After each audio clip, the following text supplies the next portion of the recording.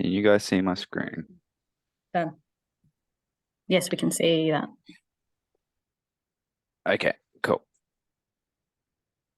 So as you can see here, this is the main page of the BenefitMe website. And when you've got a logged in user here, you've got these extra side menus on the left-hand side here, and you get these extra tabs here to edit the content. So I'm going to be showing you the My Story web form and how it's set up and how it works in the communication to Openfisca. So to browse there on this, once you're logged in as a user with this manage menu here under structure, under web forms, this shows the current web forms on this website, and we have the contact, the inquiry, and My Story. So if we click on My Story, it will take us to the My Story web form with the questions here that you've all seen before. But now you have these extra options up the top here when you're logged in. And this, to build the web form, we want to go to the Build tab. And there's a couple of ways you can get here. So that was one way. You can go back to structure, web forms, and you can click on the build button here on the right to take you straight to this build screen. So this is where we have all the elements for the form and the questions. So you can see we've got the About Me section, and here's the citizen resident question, the person's age, work gap, etc. And I've got these, they all have these field set of type.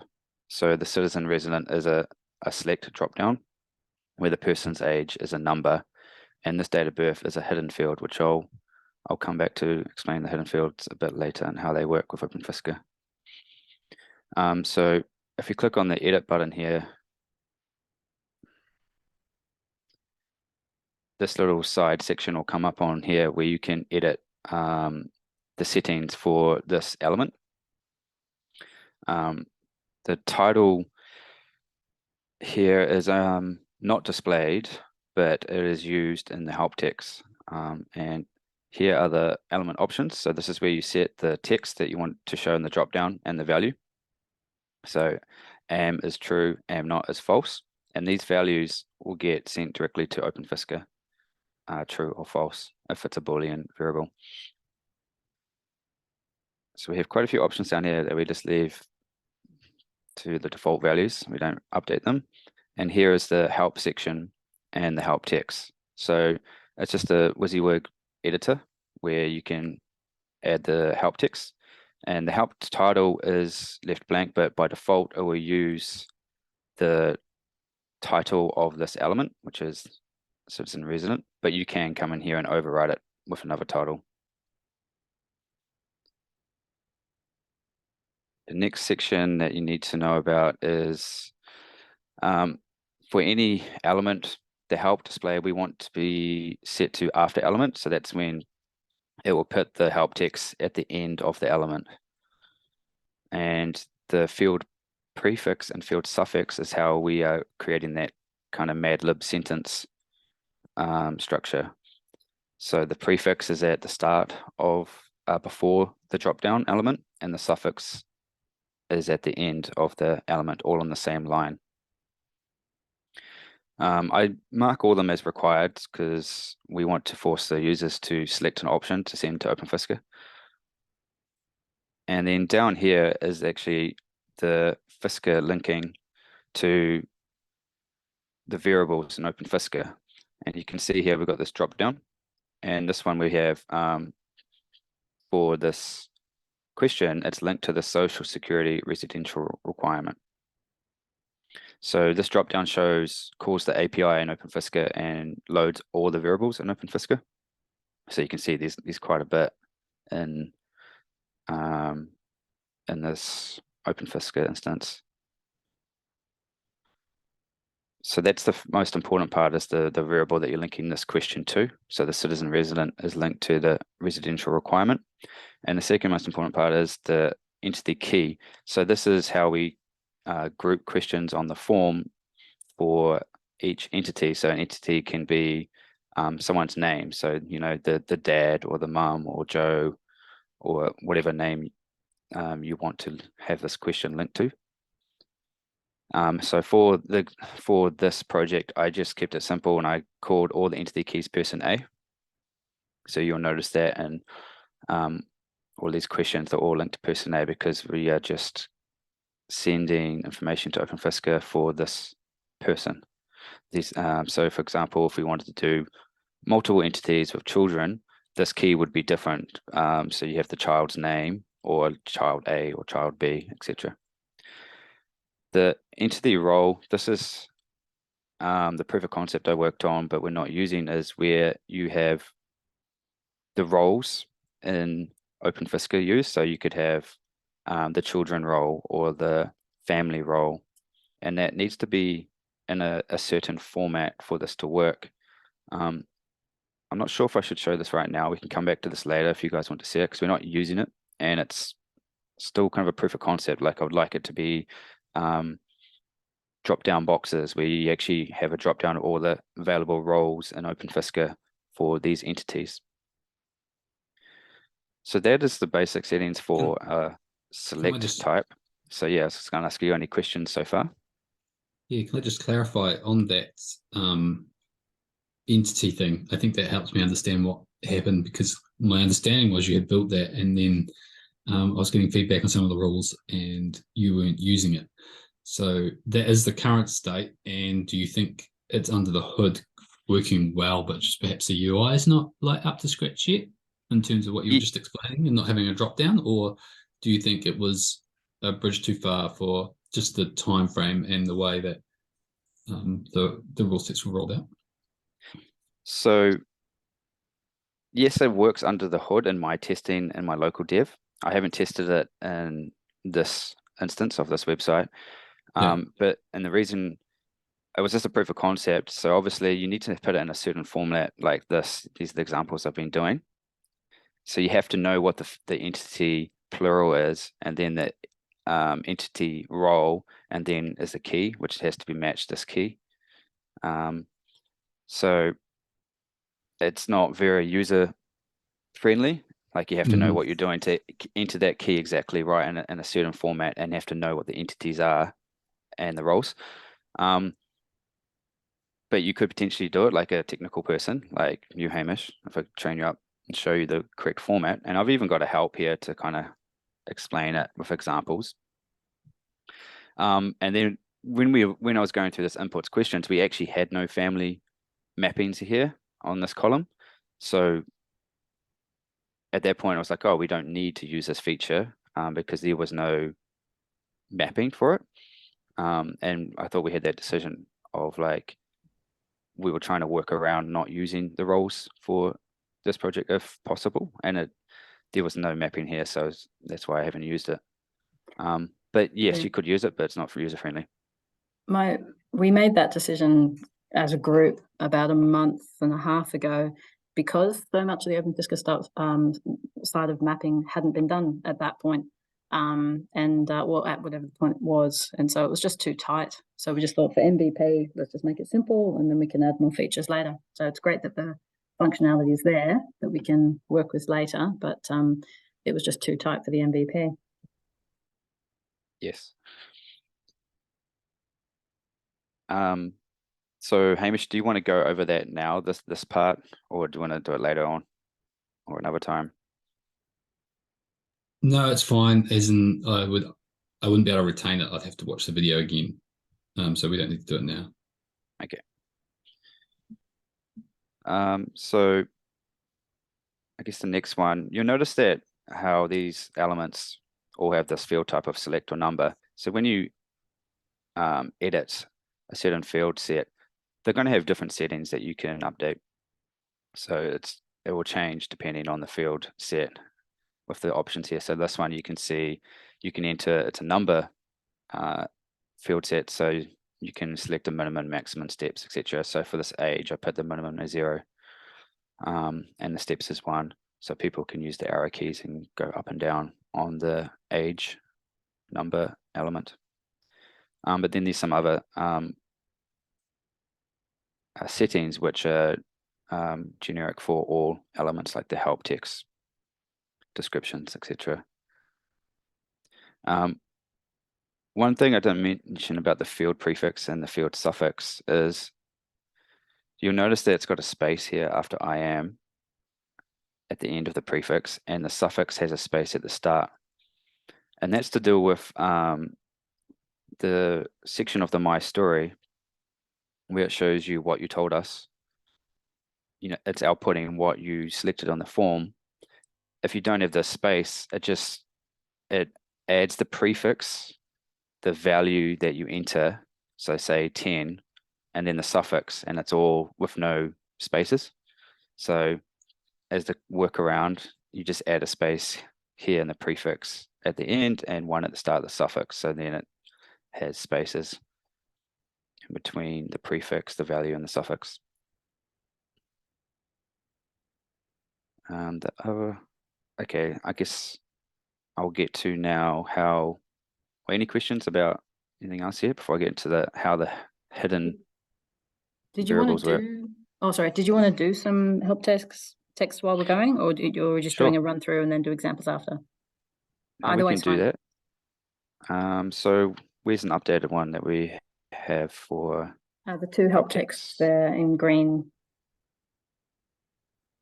Oh, down. Those are not help text. Yep, this those one? two. Yep.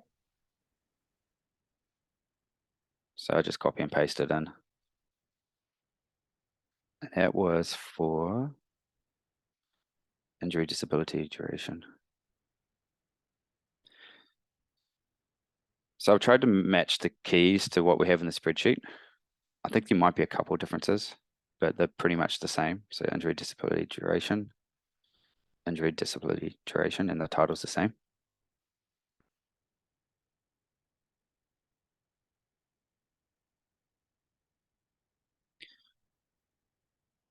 Now my computer's starting to run slow, and you just come down to the help section, and I just paste it straight in. Oh, that copy did not work. Correct. Sometimes you got to come up here.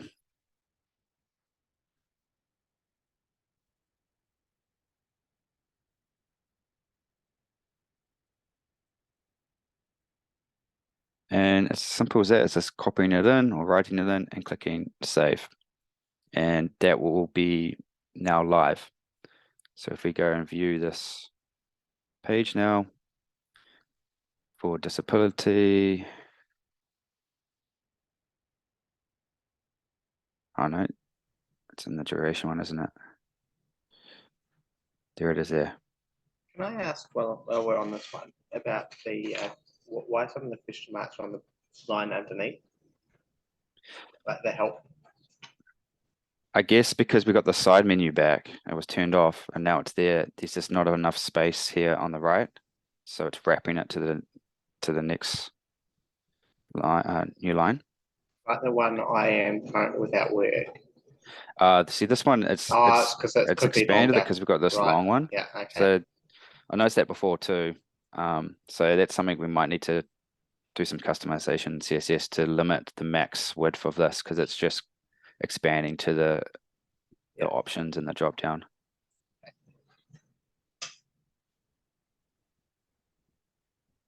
So that is one of the help texts, and now ongoing cost. So you can see it's fairly easy. You just browse to which element you want to update.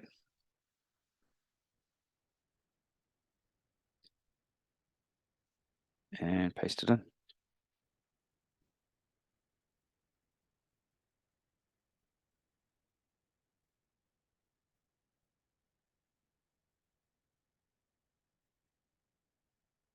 Which one was I? Did I put it in? Disability ongoing cost.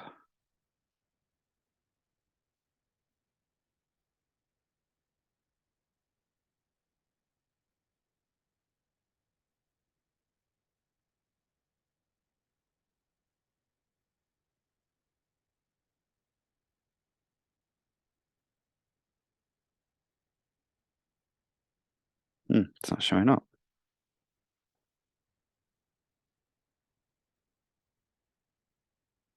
try and say that again. Has been updated.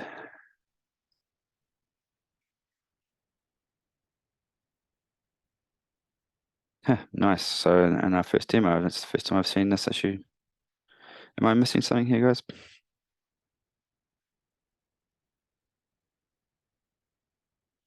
Disability ongoing cost.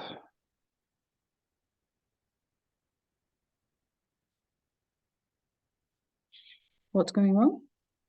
It's not there. Oh It's no, not because showing you have up. to say, because you have to say I do have oh I see. No, it is there.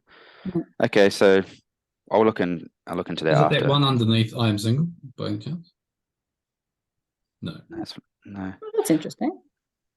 Yeah, it's odd. It's the first time I've seen that. So I'll look into that after this, see what's going on. So that's the two help texts. Was there any more? No, those were the two help texts.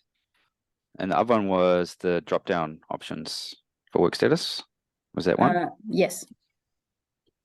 So We can which do them one at was the it? end though, if you like, if you want to keep going through the training. I guess we can move on to that now. How to Sure. update the drop-down options. Sure. So those are the ones I've got there. Just before you make the change, let's just confirm the content.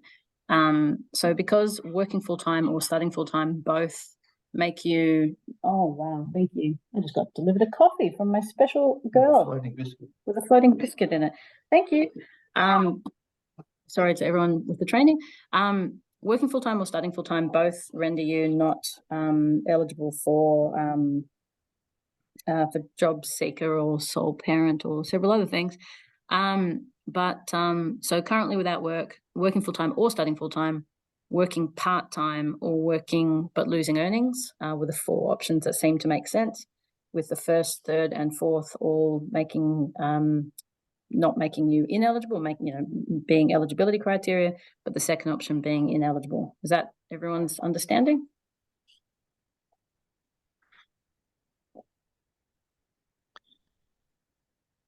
So it's just this one here, the second one, which is false.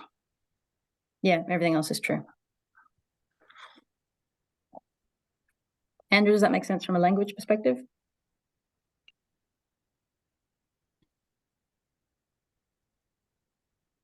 Yes, makes sense to me. Perfect. All right. Okay. Work gap. So we already have four options. So was the copy updated? So here under when it's a select element type, here's the option text, and these are the values. So this one is actually a good one to do a demo, and because this one you can see on the mapping here, this drop down is setting two different variables, work gap and available for work. So as you saw in this is a one-to-one relationship between the element, the question, and a variable. This isn't a multi-select where you can select multiple Openfisca variables. So in this example, it's not linked to any variable, but I do have some custom logic to set these two variables, which I'll show you after I've updated the select options.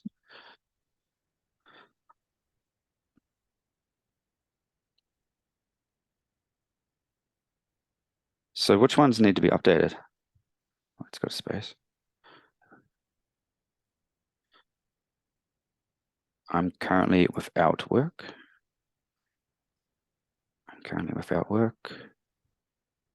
I'm working full-time or studying full-time. I'm working full-time and studying. Okay, so this one's updated.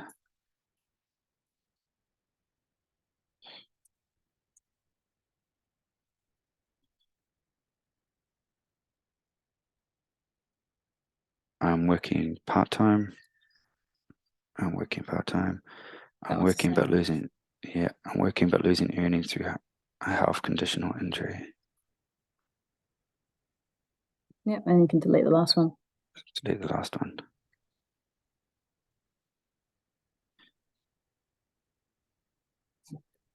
Perfect. So these values is what I'm using for the custom logic.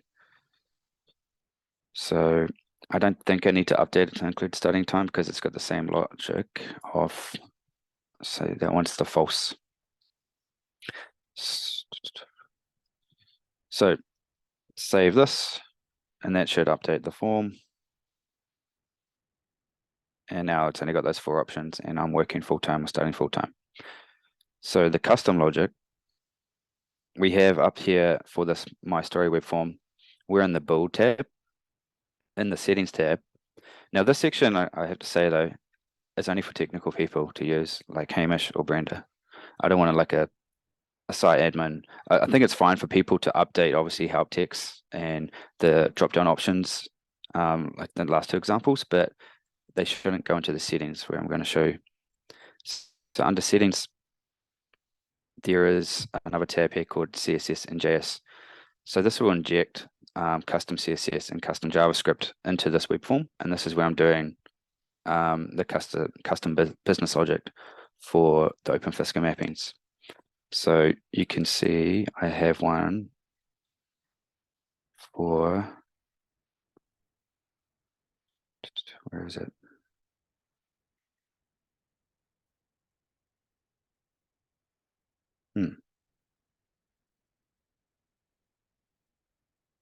I think the settings have disappeared. There's no work gap in here.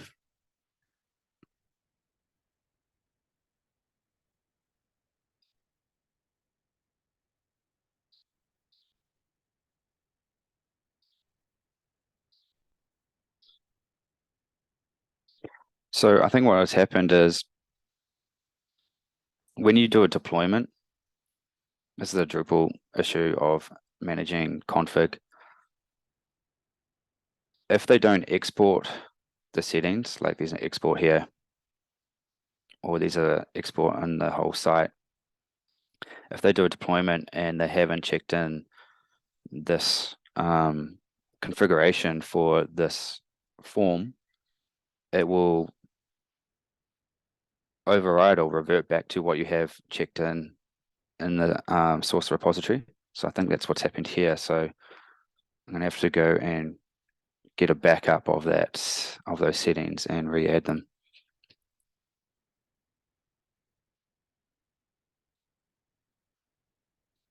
But I guess I can show you another one where we're doing multiple. Main benefit is one. So when a value of main benefit is changed, I'm checking the option selected. And if the main benefit is none, I'm setting granted main benefit as false. But if it's job seeker, I'm setting job seeker receiving as true. And then I'm setting these hidden elements in the form. So they're not actually questions on the form, they're hidden on the form. And we're setting the values when the main benefit drop down is changed. And that's what most of these are for. So same for partner situation, youngest child, main benefit, person's age, primary carer, and the postcode where it's actually doing that API call to get the area from that postcode. So that's where I'm doing all the custom business logic for this form. And that's why you can see these hidden types here. I've put them kind of under the element which will trigger it. So web gap should trigger that custom business logic and then set this hidden element. And this hidden element is linked to the work gap Openfisca variable. So we'll send that value to Openfisca. So that's how I've got around doing custom logic. And you can see there's a few of them here. So the youngest child should set this one. The main benefit sets these 3 variables, which I was showing you before. And we have a whole lot of hidden ones down the bottom here as well, which are for the benefit entitled ones for each benefit. And some other custom ones that we're hard coding, like we're hard coding job seeker support minimum income to true. It's good that there's not too much custom logic for this. Yeah, it's only, as you can see, like 4 or 5 elements that get fired or triggered when the value gets changed. And it's a good way, like you can like come in here and I'll just update the CSS as well. So you can override some of the elements with your own CSS. And this is exactly how I did the help icon. I made this the purple color, and I said, yeah, this setting is old, it hasn't got the latest ones too. And made the text or the size of the help icon bigger. So that's how I did it. I just put it in here. And then this is just applied for that form, not the whole site.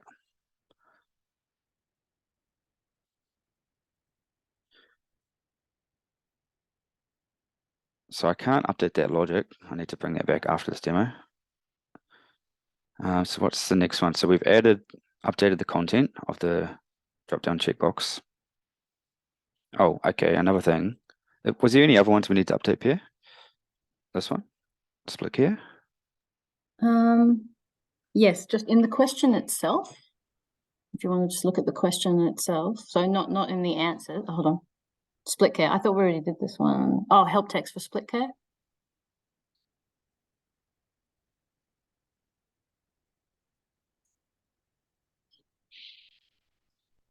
Look here. Oh, it's already got help text, so it can't be that. Oh, perfect. Well, the only one is in the question itself, and if you want to go to the form, the only one I've noticed anyway. See how it says So we have to enter dependent child.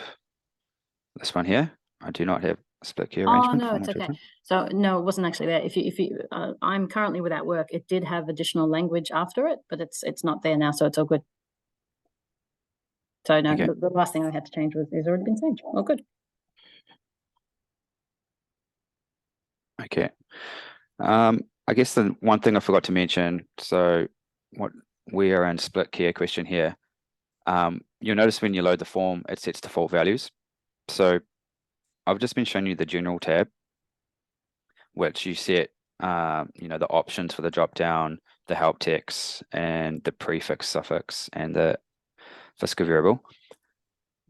There's in the advanced tab up here, you can select the default value. So that's how I've gone. I think I've got default values for all of these elements. So it's in the advanced tab. And you just, if I want to update this to true, and you click set default value, and then I'll show you a little preview what it will look like. I have a split key arrangement, and you click update, which I don't want to do right now. So that's how you do default values, which I think most of them have. I should have. So it's in advanced. Okay, what did I click on? Oh, that was about me.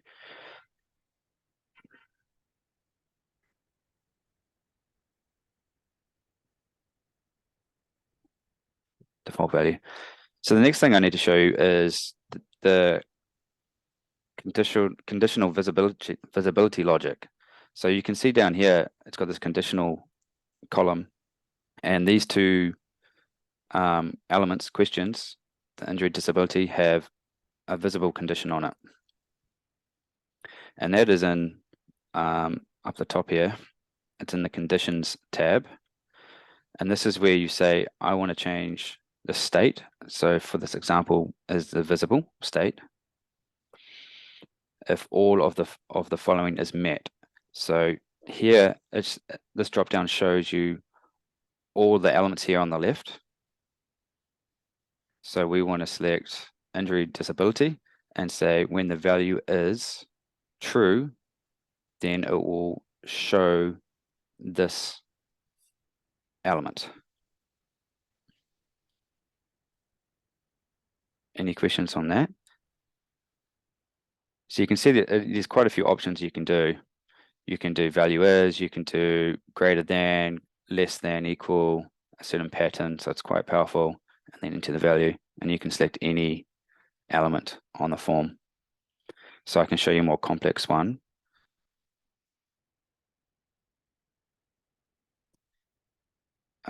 youngest child is a different one, where it show this element when dependent children element has a value greater than 0. And that's why when we enter 1 or above 0, this element is shown.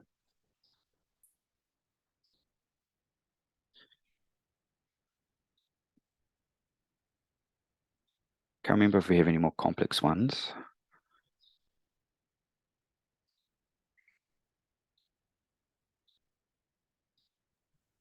They're all pretty simple, I think. Yeah. But you can obviously, at one point I had a complex one where you can build on multiple elements. So you need like the values of both elements to be true. But I think we simplified it since then. Any questions about the conditional logic?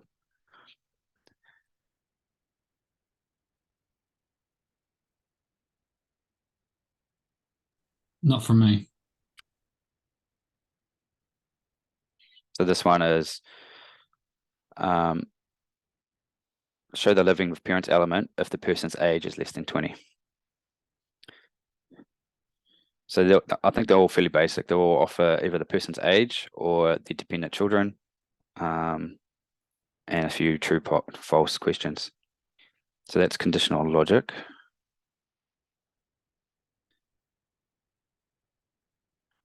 I think that's about the basics of the current form.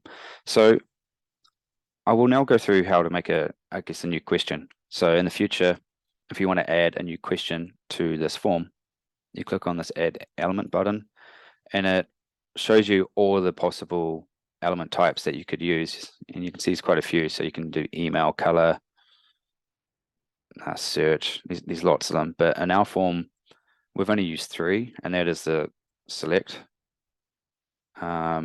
number for ages, and dependent children, and the hidden fields. The only 3 we've used.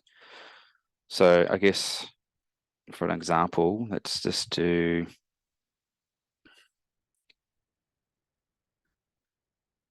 let's do date.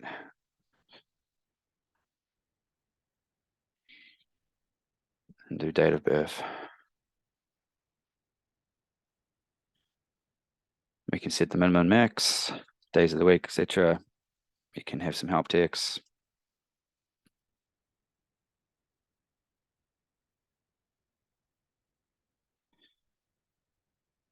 We want to set the help text, help display to after element, and we want to say, how would we my date of birth?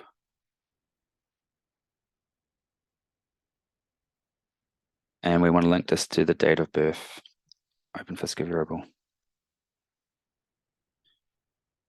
Date of birth and make it person A. Make it person B so I don't break anything.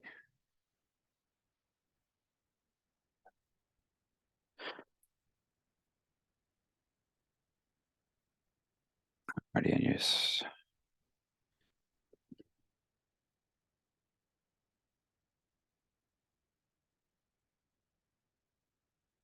And you'll see it gets put down in the bottom.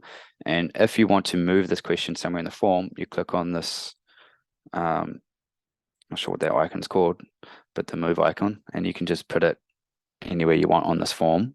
So that's it's bringing up the top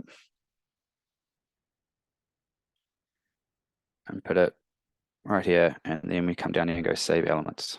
If we don't click save elements, it'll just put it back on the bottom. And now if we reload this page, you can see the date of birth question here.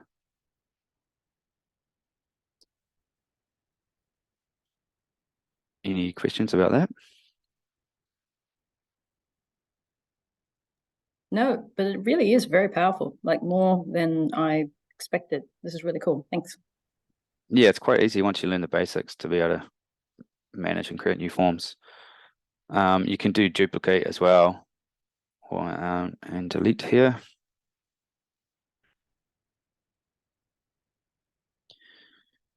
So now then, only thing I need to show you again, I guess, is another thing in settings, just to show you where the URL is set. So under settings, general, scroll down the bottom, we've got this Openfisca section. This is how you enable Openfisca for that form. So when you create a new form, it will be disabled by default until you check this enable button. And here's the API endpoint that you need to enter, which is the current endpoint of what we're using for this project. The other thing you need to know is the keys for return value. So these are the variables in Openfisca that we want Openfisca to calculate.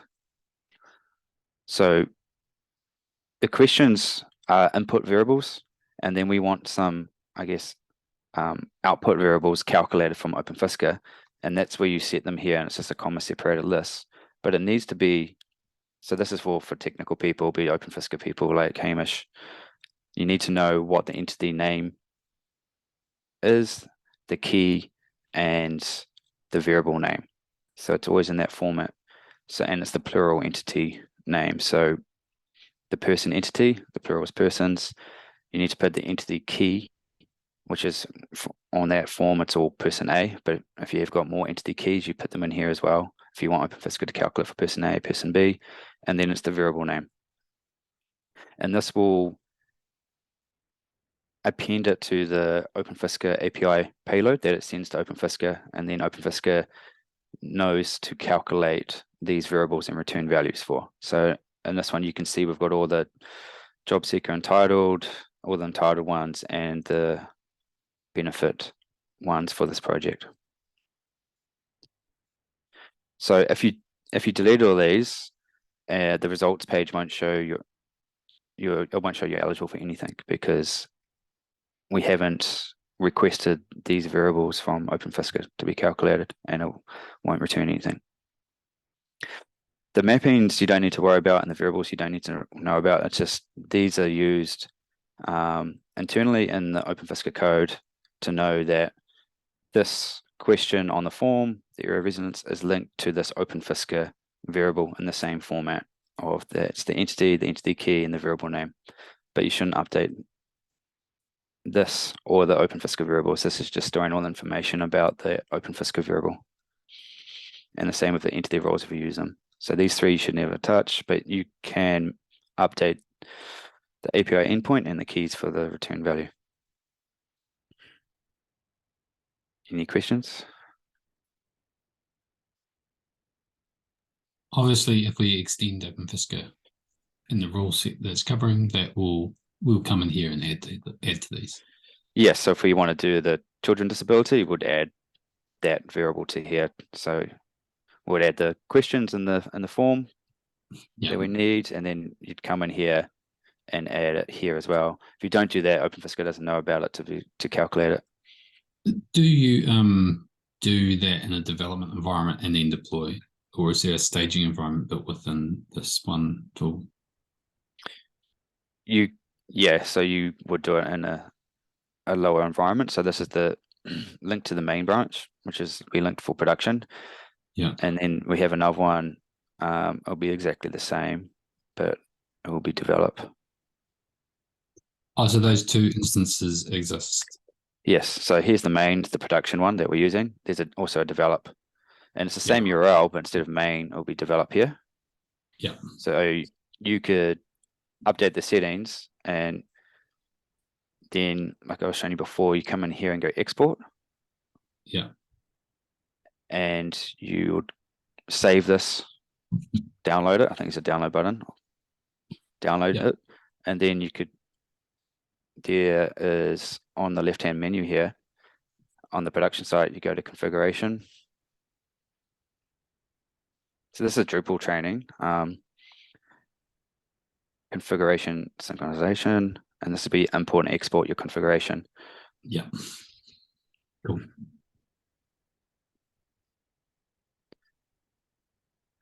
Import, and then upload the file.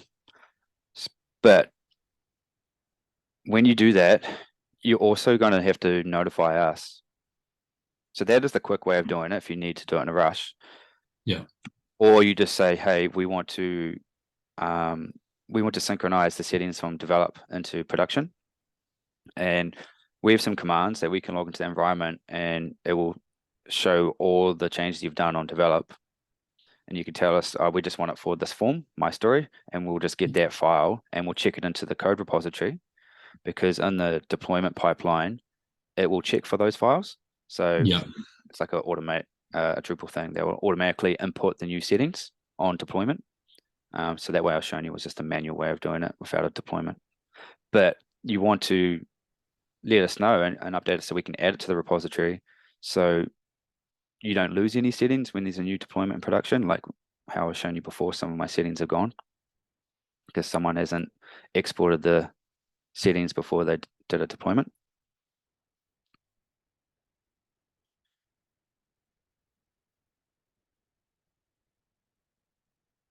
So that's develop. So yeah, I'll give you access to a user for main and develop, so you can play around with the development environment with all these settings. And then if you need us to, I guess, resync the production database to this environment, you let us know as well, and we can do that.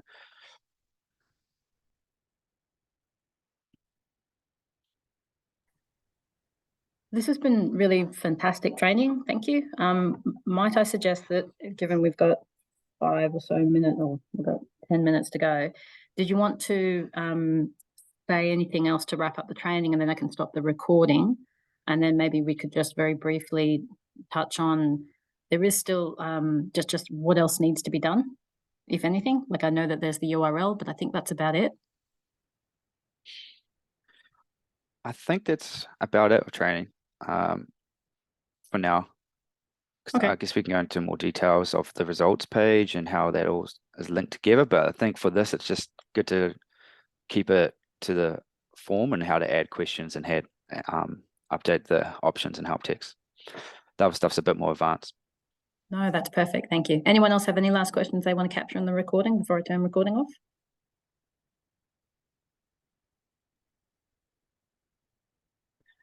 Oh, Cool. one thing I need to mention actually.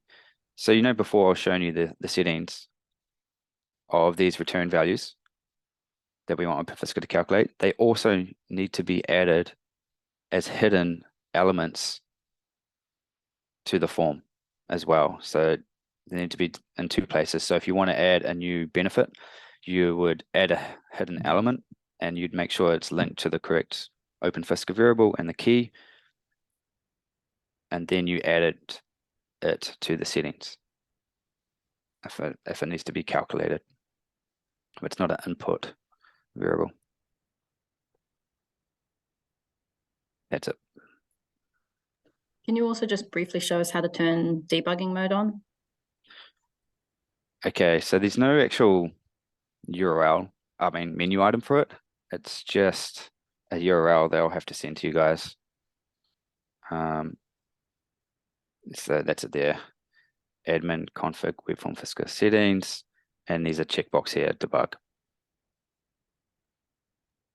So when it's checked, it will show debug, even if it's off. So I should turn that off now anyway. Great. Thank you very much. I'll turn recording off now then. Just a huge thank you again, Mark. That was really fantastic.